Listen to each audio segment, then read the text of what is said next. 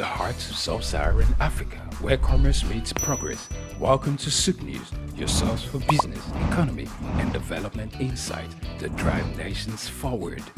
From the vibrant streets of Lagos, Africa's fastest economic hub, SOUQ News takes you on a journey of discovery, analyzing and reporting the facts that lay the foundation for growth and development. We don't just report the news, we create it. SOUQ News is more than a channel. It is a catalyst for change, spotlighting the stories that shape economies, inspire entrepreneurs, and fuel progress. Covering business, finance, technology, energy, and many more, SOUQ News provides a daily deep dive into the stories that matter, interviews with industry titans, and analysis that empowers your understanding of economic landscape. Join us daily as we dissect, discuss, and deliver the most relevant and factual news on business and the economy. SOUQ News is your trusted guide, empowering you with the knowledge to make informed decisions.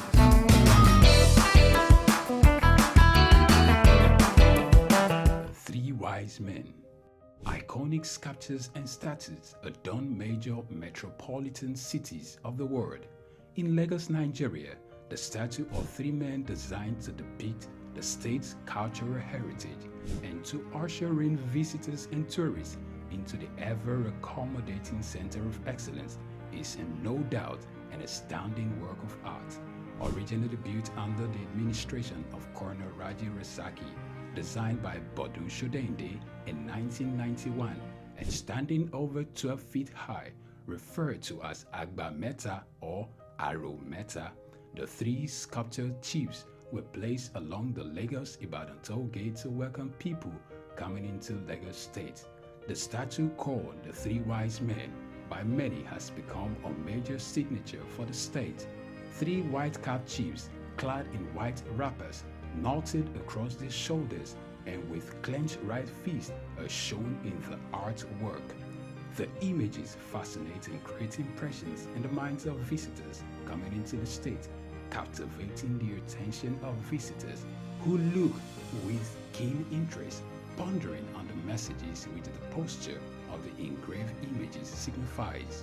The Three Wise Men has been relocated thrice from its original position at Ojodu Berger end of Lagos-Ibadan Expressway to Magodo area before its final relocation to its present site at Olowopopo Drive. The sculpture has suffered severe damages over the years and renovated.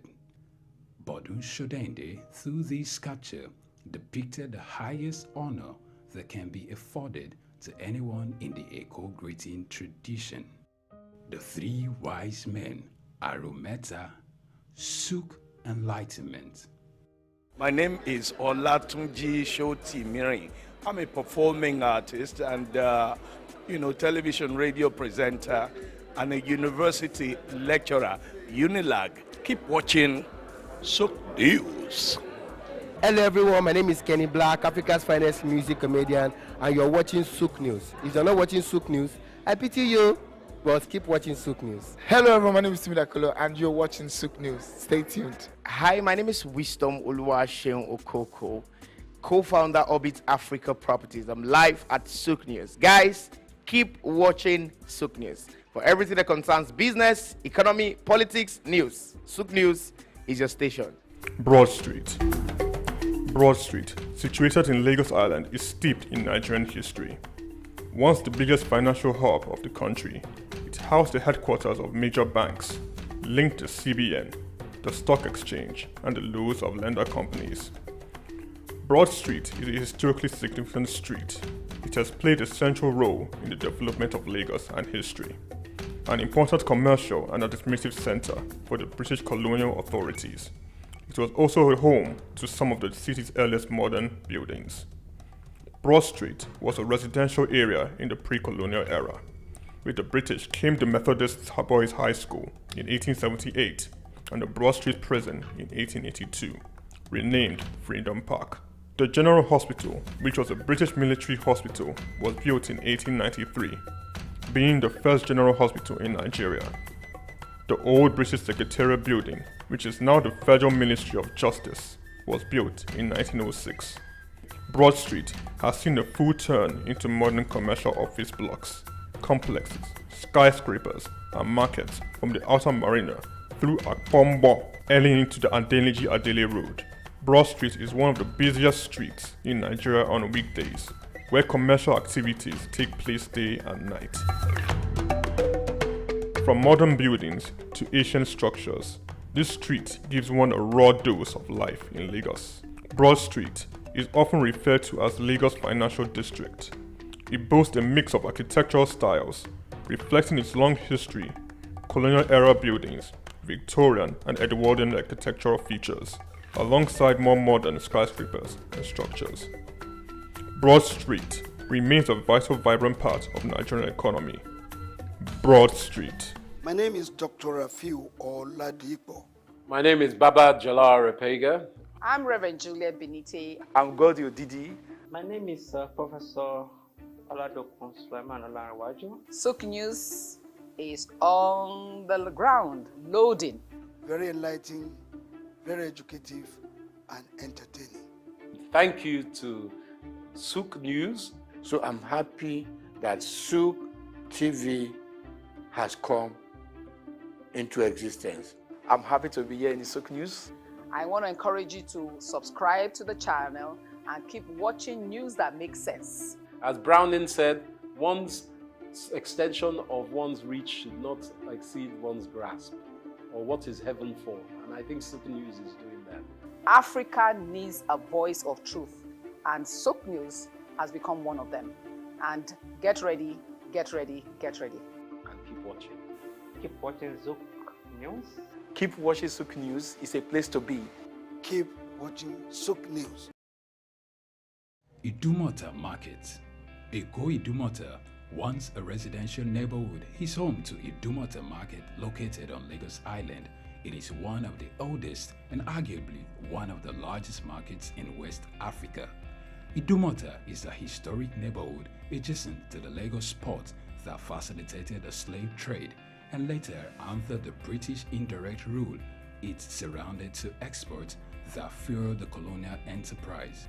Idumota was also the location of an armed forces remembrance cenotaph called Soja Idumota, built as a monument to Nigerian soldiers who served with the West African Frontier Force.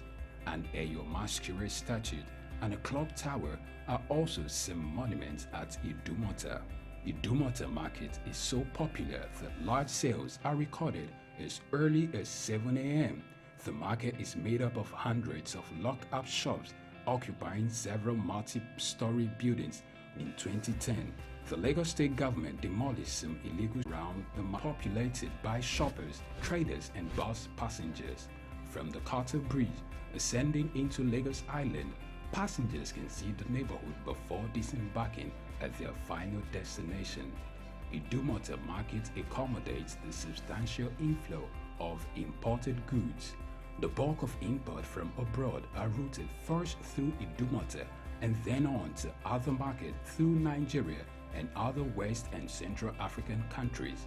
The energy of private Idumota traders and wholesalers facilitate this activity, where millions of US dollars worth of wholesale is exchanged daily. Idumota Market, SOUQ Enlightenment.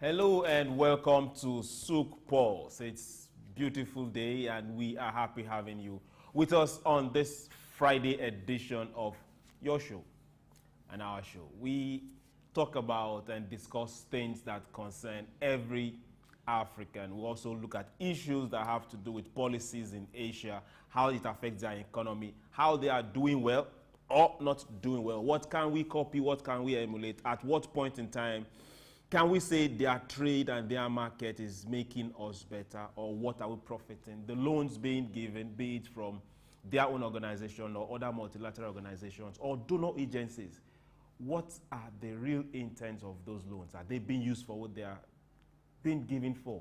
And for those that are being given, have they been paid back? Are we looking for servicing?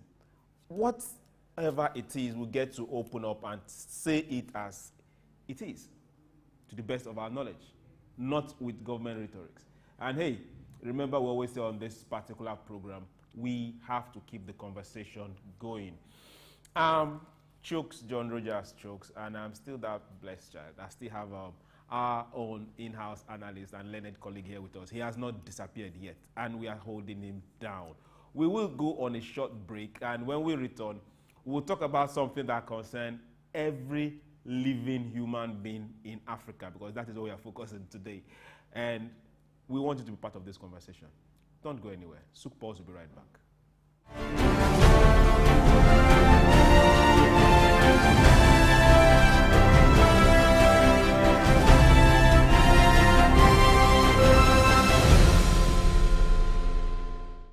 Lateef Jakande. Born Lateef Kayode Jakande in the Ekpetedo area of Lagos Island, Lagos State on July 1929. He studied at the Lagos Public School at Enuowa, Lagos Island, then at Bonham Memorial Methodist School, Port Harcourt, King's College, enrolled at Ilesha Grammar School, where he edited a literary paper called The Quarterly Mirror. Jakande began a career in journalism in 1949 with a daily service and joined the Nigerian Tribune in 1953. The owner, Chief Obafemi Awolowo, appointed Jakande editor-in-chief of the Tribune in 1956.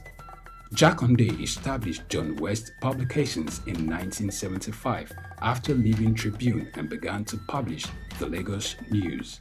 He served as the first president of the Newspaper Proprietors Association of Nigeria, NPAN. Jakande ran for election as executive governor of Lagos State in 1979 on the Unity Party of Nigeria platform. His administration was effective and open and implemented the cardinal policies of his party. He introduced housing and educational programs targeting the poor, building new neighborhood primary and secondary schools, and providing free primary and secondary education. He gave poor people's children education, and many of them are now very prominent in the society today. Jakande established the Lagos State University and constructed over 30,000 housing units. After the military takeover in 1983, Jakande was charged, prosecuted, and convicted of treason and later pardoned. He served as Minister of Works under the Sani Abacha military regime. He died in Lagos on February 11, 2021. Lateef Jakande was the first civilian governor of Lagos State. Lateef Kayode Jakande, SOUQ Enlightenment.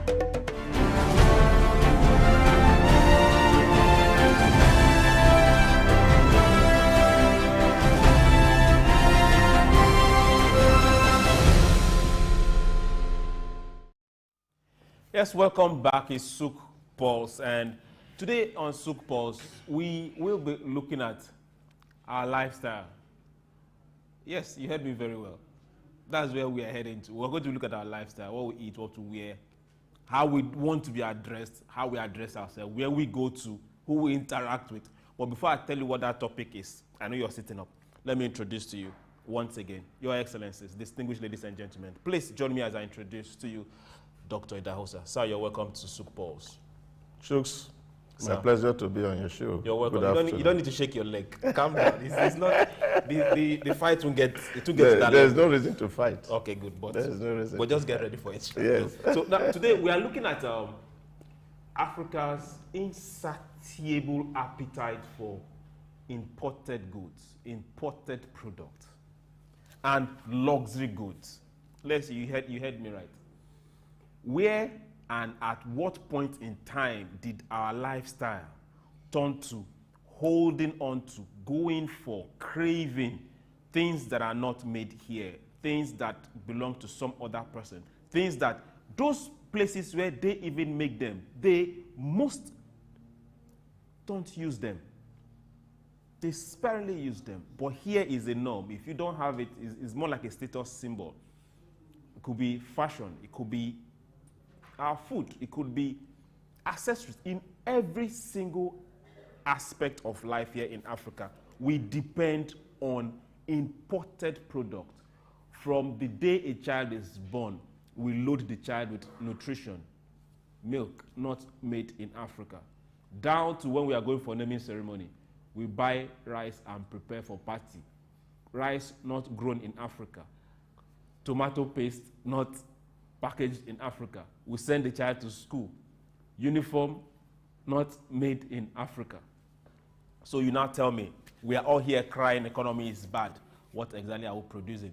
But on the other flip side, we are helping another economy keep growing, and they keep producing for you, knowing fully well that yes, you are going to come back. So sir, you're welcome to this discussion because it affects everybody.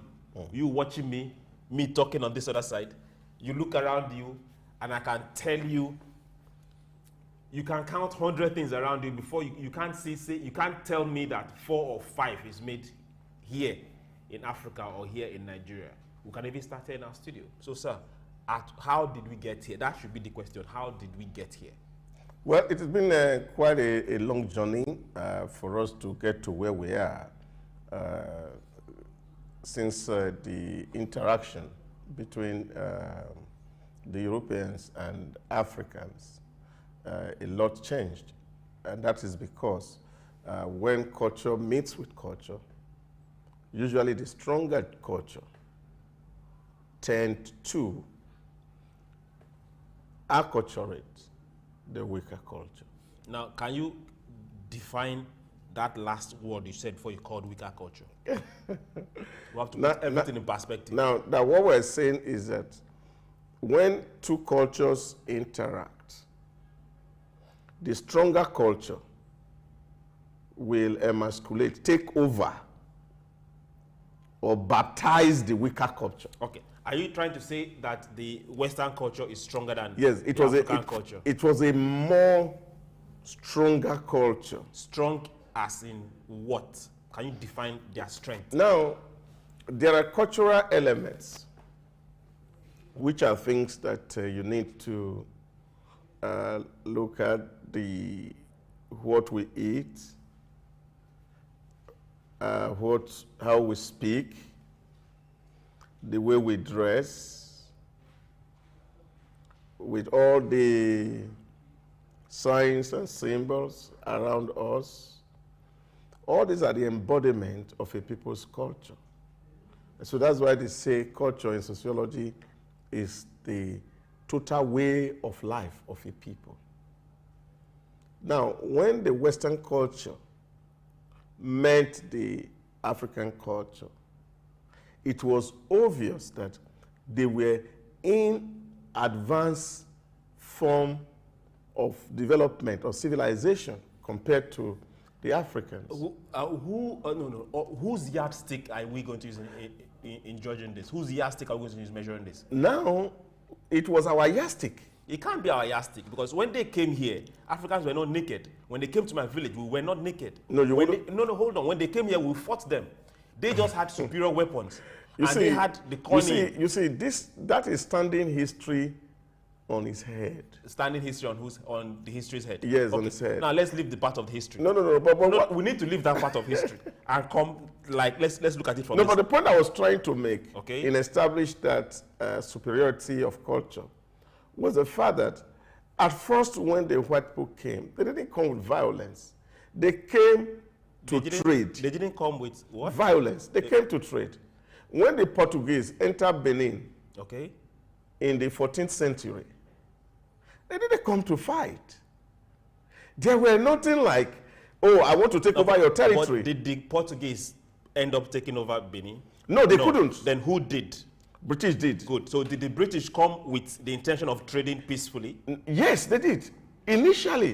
There's no initially. We are looking at the end of the day. No, they started from here. Okay, good. The Royal Niger Company come in here. The Royal Niger Company came in here. They didn't come with the army. They came with a trading. They turned the trading into, they wanted to colonize by trading. Yes. Nigeria was bought, literally bought and divided. Yeah, you wait. And paid for. Before. Okay, let's leave history. The 1884-1885 Berlin Conference, where, of course, the partitioning and the colonization of Africa began, there were contacts.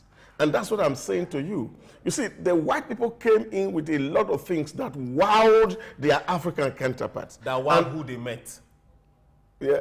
No, maybe your forefather was among them. Let's put it. It's true. We have to put these things in perspective. Whatever the wowing was, wow, the people that they met, not everybody. No, but this is to tell you. You see, when the slave trade started, you can imagine Africa was so excited. Take umbrella. No. Those that they met. This is the history that was given to you, that was given to us by the people that perpetrated this evil. But we're not going there. Let's focus on what is happening to us right now. Okay. Now, we have been influenced over time, yes. Education, yes. Communication, mass communication, television, radio, yes. To the extent that we are losing the essence that makes us African. From our clothing, to our food, to our interaction. That might not be a direct issue, but when it now starts affecting us economically, that becomes an issue. For everything we wear, if we decide to wear like this, why can't we make it here and wear it? See, I don't know, am I making sense? This is the trouble that you don't want us to do, because if you don't look the historical overview of the situation, you will keep pontificating. Okay. See, if we go by history, in the 70s, 80s, and early 90s, it wasn't this bad. Now, let me tell you what we had industries here that was making most of the product that we needed. Leave this argument behind. Behind the where? Industries that were here. Okay. That was the so-called industries that were here. Okay. Were driven by expatriates. But they were here. Until 1978, when Obasanjo, in his wisdom, after the encounter with the British Petroleum, decided to nationalize all the companies that were run by white people. And so the indigenization policy of the Obasanjo regime was what brought us to where we are at the moment. So by the time you nationalized, those who had competence to drive the process were asked to go back to their country, and your mediocres took over the factories and they ran it down. This is what you need to swallow. Is that pride? Until you swallow that pride, you may not go anywhere. Hold on.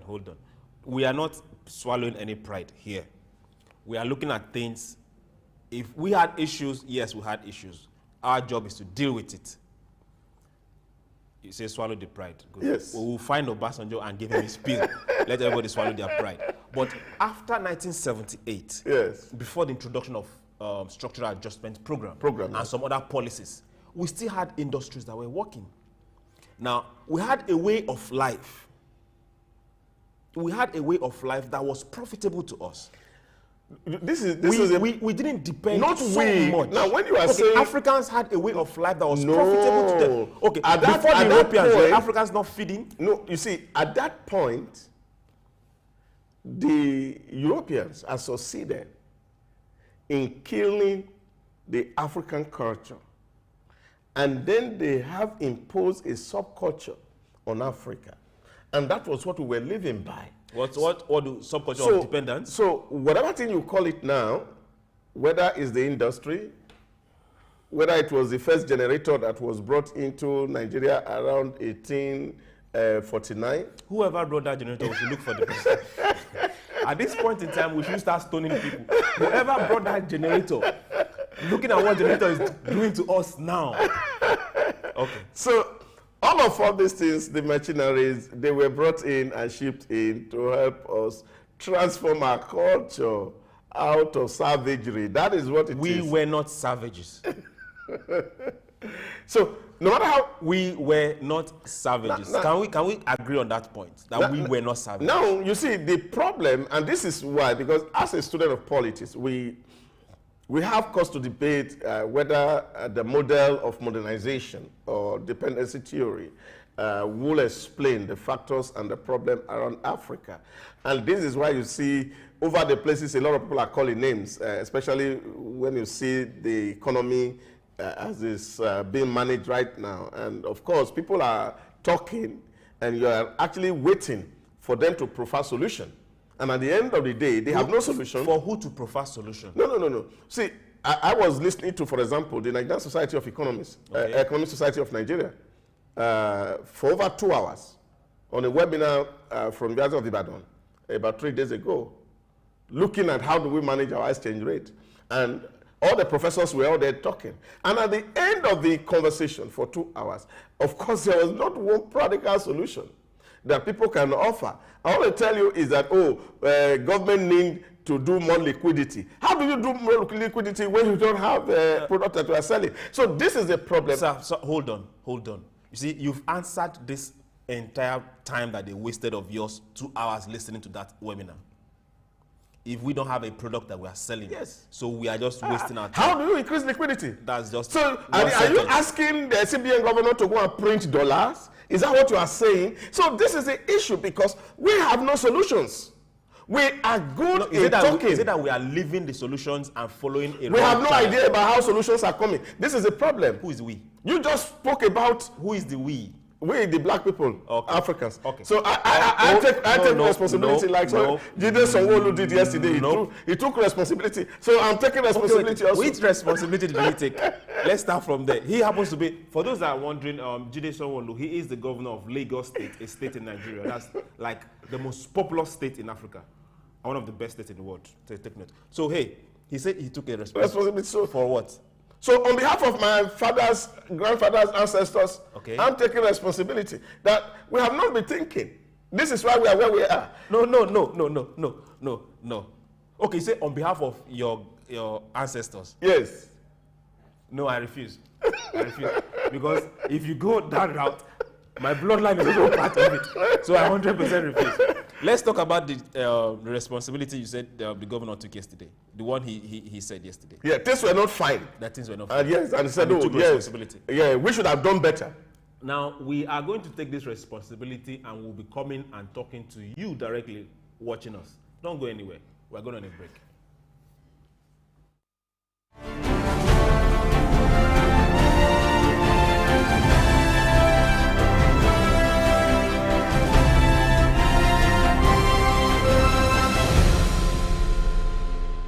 My name is Dr. Agility Obi. My name is Etemari Glover. Naomi. Well done, and shout out to SOUQ News. Shout out to SOUQ News. I want to encourage everyone to keep watching SOUQ News. Shout out to SOUQ News, and yes, tune into them. Keep watching SOUQ News. They are one in town. Hey, we're watching SOUQ News. Keep watching SOUQ News. Keep watching SOUQ News. Catch them on YouTube and all social media channels. Hey, my name is Frank Edowo, and I'm imploring you. No, forget that. I am forcing you, coercing you to always stay tuned to SOUQ News for your news requirements.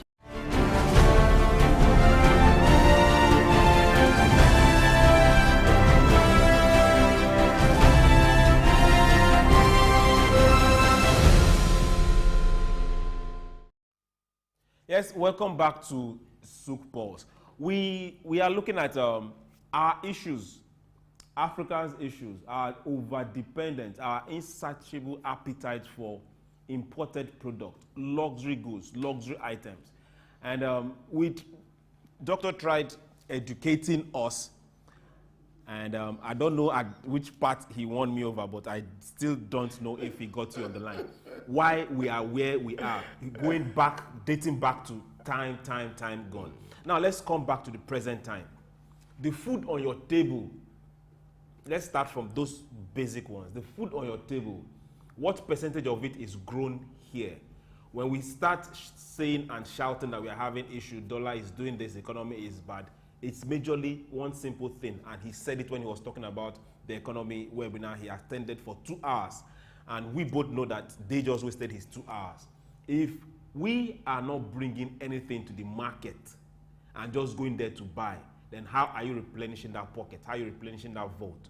So the food on your table, how much of it is grown here? Sir, can we start from that basic one? Yeah, but you see, this is why I am saying that, you see, we need to engage history. Sir, no, leave history now. If we go back to history, we will go home and cry. This is the reason why we are not making progress as a people. Because there's no way Which history are we going to talk about? Is the history going to change what is happening now? You see, when we understand what the root issues are. The root issue as we speak is that the economy is bad. Yes. Now, another root issue as we speak is that me and you and the person on that other side is not patronizing made in Nigerian goods. That is when me and you, we are not producing something and bringing to the market. Now, this is the point I'm making. You see, in the book Good to Great, Professor Jim Collins says, the point at which company transition from upward growth is at the point where they embrace brutal facts. Okay. Now, once you don't accept the brutal facts about yourself, you will be living in denials. Okay. And this is what we are all doing. We are all living in denials. Whatever brutal fact you are about to say, we accept. We accept. Right now, let us now tell ourselves. You see, it's the food on your table that I was going to speak to. Okay, go ahead. Now, take for example, pineapple in my village. You know what it's called? Pineapple in my village. It's called the Oyibo's palm fruit. Who is that? Because they have no local name for it. Why? They were brought. They were not brought. Oh my God. This is a problem. They brought cocoyam to us. Who brought cocoyam to us? Oh, them. Is that what they said? Oh my God. This is what I said. Was potato here or not? No, they brought it. No, they did not. When did they have potato? We did. No. We did. The Europeans brought it. That is what they said. They did not. It's just like, okay, okay. I spent some few years in Akure, and we went out one day, and I stood and I was looking at the bush. So people were asking me, why are you looking at the bush? And I was laughing. A lot of the people from the east, from the west, that know there's a lot of vegetables they go to the market to go and buy, but all these things were growing in the bush. They didn't know. I now called and said, look, this is this. The guy says it's a lie. I said, go pick it out. When we went into, we saw it like it was like a normal thing there. From water leaf to bitter leaf to a lot of the vegetables people from East use in cooking. So a lot of these things were here already. You know, like the pineapple you're talking about. Pineapple grows in my place like you don't even need to plant it. It's there. You see, this is the things that you. Let's talk about the younger generations of Nigerians. You see, until we engage with this fact. Which fact? That they brought? Oh yes, there are certain. Okay. You see, there are even certain weed, for example. In short, there's one they call Awolowo weed. Okay. I agree with you. I know about that one. You know that one? I know that one. See, so these have been years and years and years of importation. So you cannot kill it in one day. Okay, hold on. Because we are used to it. Okay. But we can grow those things here. It is possible. It's not possible. We are growing them here. Okay. For those of you from Niger State, I put this as a challenge to you. Every single one of you from Niger State. Potato grows in the wild in Niger State. Sweet potato, red potato. Oh yes. Bida to be precise. In Plateau State. No, Plateau does a lot of Irish. I'm talking about as in Bida. You can't get it. Walk into the bush, you will see potato, dig. And you don't need to cook it. You can eat it raw. So why are we hungry and spending 18-point-something billion in importing rice in 1 year? What is wrong with us? Like me now, what is wrong with you? What is wrong with us? Yeah, it is laziness that is wrong with us. And so this again, when you say we are lazy, people don't want to accept it. Now, these are, for me, are fundamentals. And this is where we really need to... Okay, who is lazy exactly? You see... The leaders or the youth? You see, the laziness started long time ago. Okay, it's now historical. Uh-oh. This is the point I'm making. You see, when education first came in my community, I still have one uncle. When Western education. Yes, Western education. Thank you very much. Western education. When it came, I still have one uncle who is still alive in my village as we speak. He's in his 90s now. Okay. Western education did not come to your village early. Yes, it didn't come early. Okay, good. So he told me a story on how he had to tap palm wine to go give to my grandfather, to go give to his father, to allow him to go to school. Now, what was the philosophy? Right there in that village, they felt that the people who were going to school were lazy people, people who do not want to work. Okay. They didn't like the part of hard work. So the simple thing to do was to go waste the whole day learning alphabet. So his father was not going to allow him to be a lazy man. Now this is for me very fundamental. And this is where we are all missing the mark. Because we have assumed as a nation that education is so fundamental to development, and Western education for that matter, that until every Nigerian carries a certificate, we will not develop. Can I stop you there? How many of you are carrying a certificate and are still hungry? We all have certificates. And we are hungry.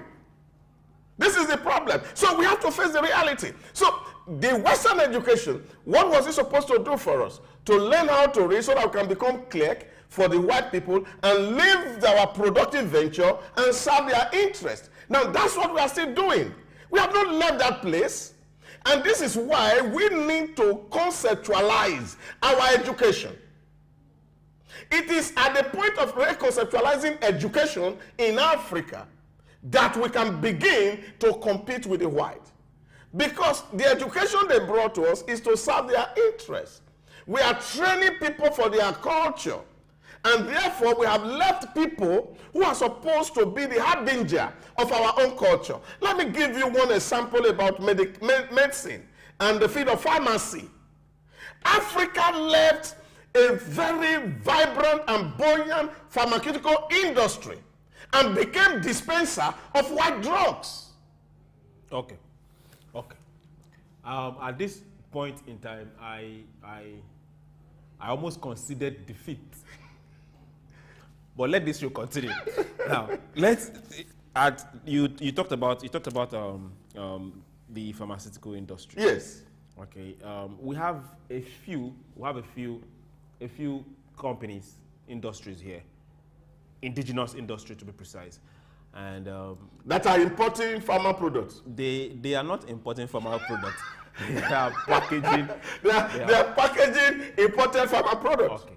Now, these are things we all need to look into. They are worrying, even if we try to say it lightheartedly. They are seriously and grossly worrying. I was a victim, Chuks. Some years ago, while we were still very young, my father had a snake bite in the farm, and he felt he was going to die.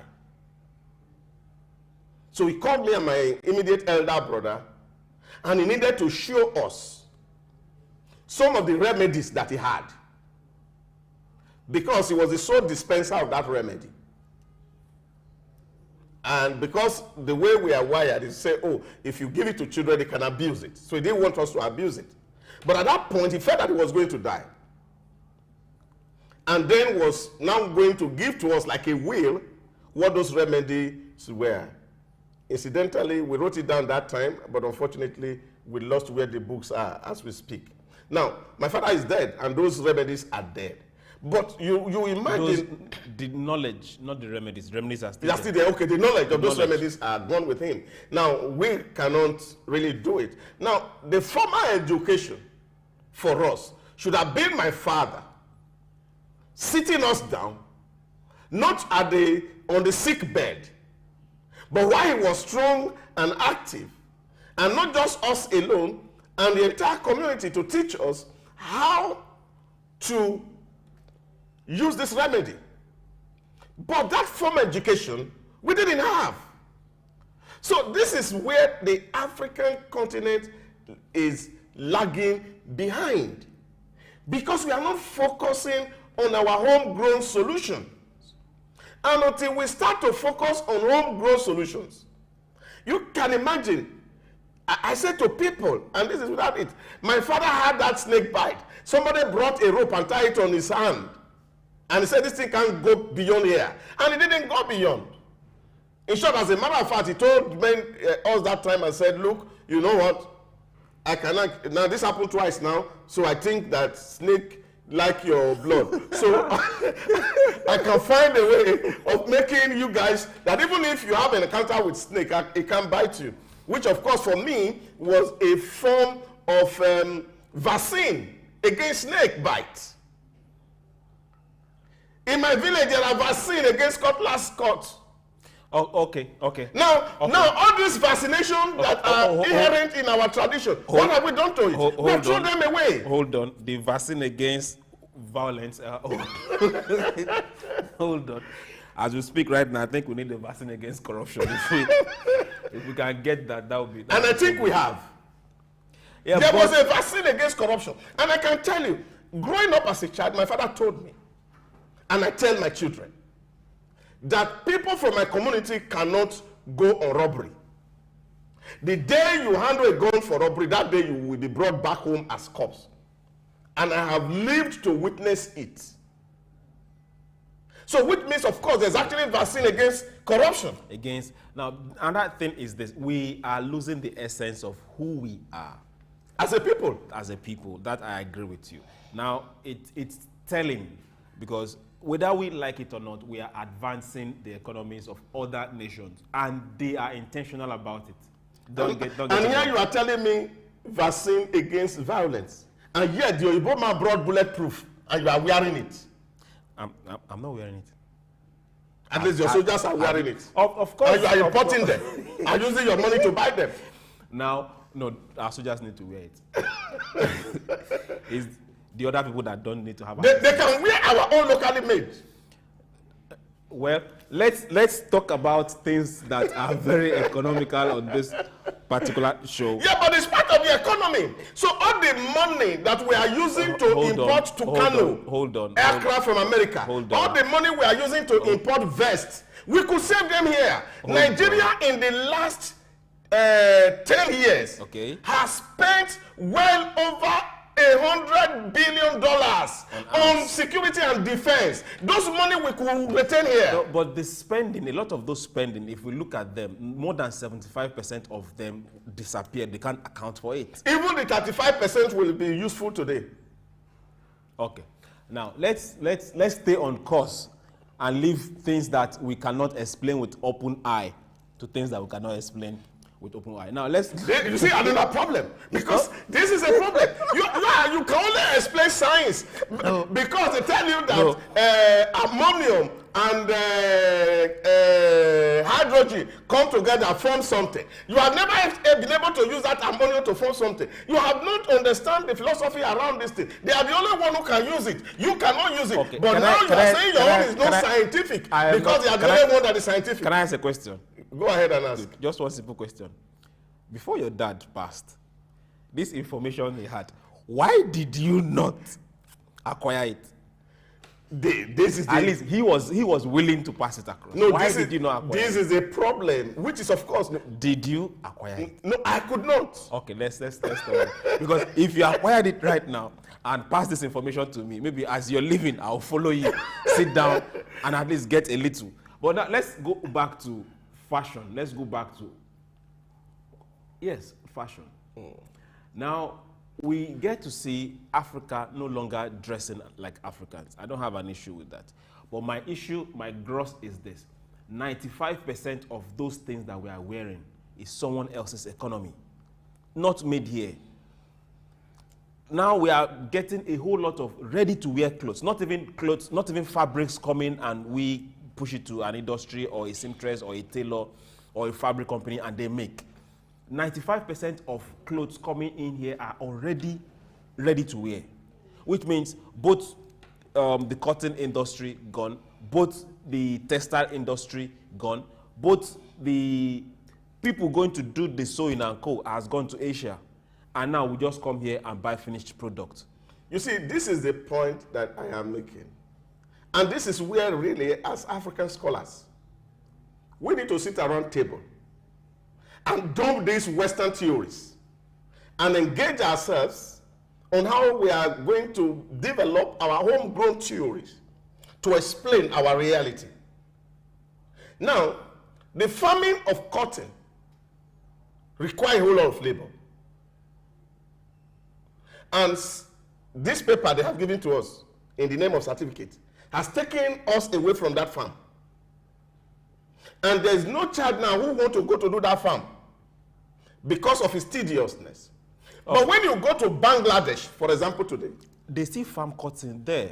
Bangladesh are doing farming, and government is finding a way to encourage young people, and they are doing it manually. They are not using tractors as we most of us are assuming here. You are still seeing a lot of people who are still doing small farm in cotton. Now, almost all the universities that you have in Bangladesh, they are treating this fashion industry, especially the clothing industry, as their way of living. In 2023 alone, Bangladesh made $45 billion US selling garments. I'm not talking about fabrics. Selling garments to Europe, Asia, and America. Okay. Now let's look at items imported to. We are taking Nigeria as a case study. Items imported to Nigeria: food and beverage, grains, vegetable. That when I saw that, I had to start racking my head. Yes. We are importing vegetable. Yes, why not? Into Nigeria. Okay. Because the farming of vegetable is also tedious. People don't want to farm. It's tedious. So this is the laziness you're talking about. So you're going to supermarket to go and buy vegetable. Vegetable, yeah. That is imported into this country. In short, it's even worse off now that we are having packaged soup or hard soup, egusi soup from India and from China into Nigeria. They are around in our supermarket. Fruits, dairy product, meat, imported. Oh yeah. Processed food, soft drinks, juice, alcohol beverages. So each time you wake up, I know it's your money. That's what you say, is it not my money? Yes. Each time you wake up, dust your shoes or wherever you dust and walk into any of those mats and spend your money on this particular product. Look at yourself in the mirror and tell yourself, I am part of the problem. And we want to kill one man Tinubu for the trouble that all of us had caused to ourselves. Of course, yes. Now, he that wears the crown, you should pinch him. He is the president, and we will hold you responsible. And he has no control over what you eat or wear. He has a control. Oh, no, he has a control. Don't go there. Fundamental human rights. No. Let's tell ourselves some basic truth. We had an argument before we started the show. I said, if I am in the position of where Tinubu is, let heaven fall. I will shut those borders. Every of this item is not coming into this country. If you can't live with it, sorry, move to the next country. Simple. Yes. I'm serious, but it's the truth. We need to face these facts right now. People are hungry. Lose the next election, and the status quo until return. Hold on. If the next election is more important to him, then sorry. Yeah, if the next election is more important to the politician, then sorry. No, but this is what I am talking about, which is, of course, the principle of democracy. Now, we must not forget this in a hurry. Let me give you one very practical example. Obasanjo regime sold our refineries 2006-2007. By the time Yadra came in 2007, the first thing he did was to buy back those refineries. Jonathan sold Ajakuta Steel Complex. The first thing that Buhari did was to buy back the Ajakuta Steel Complex. They just finished paying the Indian people that got this thing. So whether you like it or not, by the time you lose the next election, because even the people you are trying to lead are not willing to be led, and so they will vote against you. Now, the status quo ante which is the thing that you were trying to establish, come back. Now, this is the tragedy. Okay, now of our politics. Are we looking at losing an election, or are we looking at being able in 4 years to make a change that will outlast you? This is where our conversation really to lie. We have histories around us.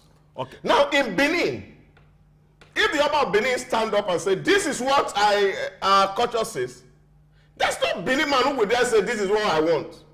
Or another Benin man will say, oh, we want you to leave that throne tomorrow. We have the Oba in Lagos here.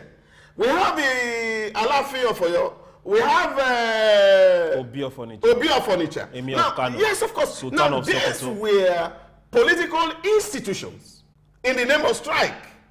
Why can't they sit down in one day and begin to pontificate our local solution to our problems? This is the issue. But whoever has to try and proffer a solution should be strong enough to implement. That is where the power of the president is important, or the power of the Sultan, or that of the Emir of Kano, or that of the Oba of Lagos, or the Obi of Onitsha. So these are pointers where we can say, okay, if this kind of orders, or if this kind of follow through come from these places, then people are most likely going to follow. That's what I'm saying. If I am the president, I will shut the border to these things. If you can't live with it, if you can't live without them, then move to the next, move to the next. Yeah, next but you see, why should somebody, or why should we be spending hard-earned forex on imported soap? Why? See, let's look at the data and what people are saying out there. The simple reform of the fact that we saw, and we all agree, why the election was going on, that subsidy was a fraud. No, let's not go about, let's leave that side and let's look at this product. No. Let's look at our lifestyle. This is what we're talking about. Let's leave politics, let's leave election, let's face our lifestyle. Yeah, but you cannot face your lifestyle without a political institution. I still insist, let's face our lifestyle. You see, because this institution is what is going to guarantee you,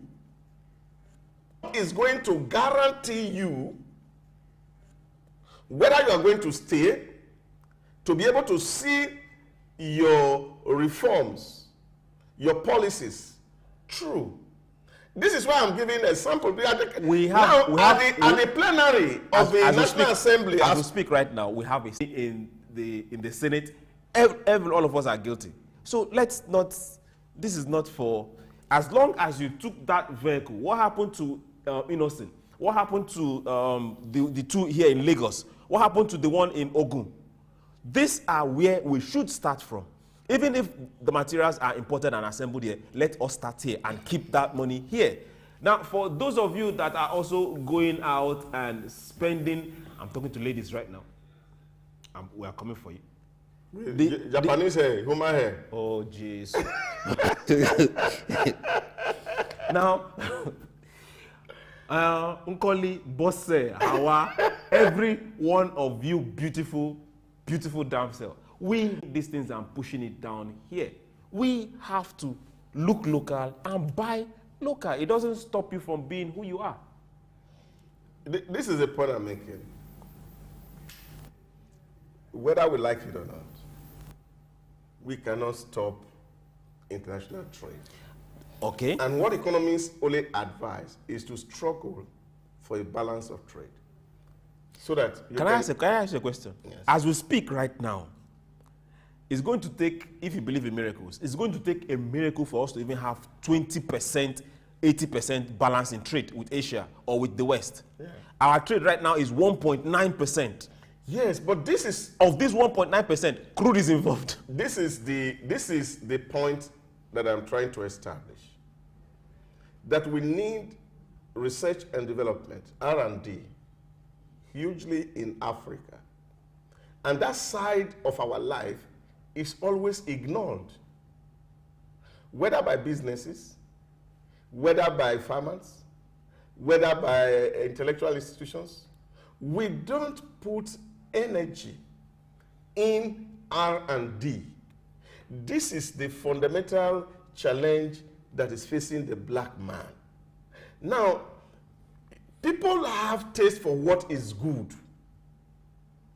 Okay. When GSM came into this country, we didn't bargain for it to say, oh, this one, we don't want it. We don't. It meets our need, and all of us plug into it. Now, this is what Asia is doing. Now, when they find something within their area, and they see that this thing is doing excellently well and empowering another nation, what do? They will create their own alternative. Look at it, for example. You have Amazon. Asia has their own Alibaba. They have two major of it, but both connected to Alibaba. Down to the payment portal. WhatsApp became excellently well. They went to TikTok. Now, this is Asia creating solution to counter what is coming there. Why we are consuming. Now, we cannot get to that point until we have to embrace research. Now, people need to think. Students should be allowed to think. In this particular country, even the so-called, they call the Open University, we are seeing students there who are doing, even coming to write long essay. Okay. That those people are taking money. Let's and nothing is happening. It's happening here. Let's come back this so that we can call names. No, don't call names. But you believe that necessity is the mother of invention. That is what it is. You believe. Nestle. Good. So Nestle, we call today Nestle food, came into existence as a result of a baby that was born. After 2 days, the mother died, and there was no provision for breastfeeding. Okay. And this man, Nestle, sat down and was thinking of what can be put together to get this child to survive. That was how the first baby formula was discovered. Okay. We want to say thank you very much, because 1 hour is not enough to bring this particular topic home. But one thing is sure, every one of us must play a part in this, because this concerns all of us. There is no way you will look at yourself, look at what you're wearing. So the answer is right on your body right there. Before now start looking at your table or what's around you. I want to say thank you very much for being part of this show. Thank you very much, sir. Thank you very much. I wish we can talk about it. Yes, I'm still going to follow you out after this, and we'll look at those. We'll look for that notes that your dad will look for it. I am still looking for it, because it would have been a multi-dollar earner today, really, for me. We are looking at increasing and growing Africa, and it starts with me and you. We'll do this again on Monday, and it's been a very wonderful and beautiful week. Take care and have a beautiful weekend. Bye.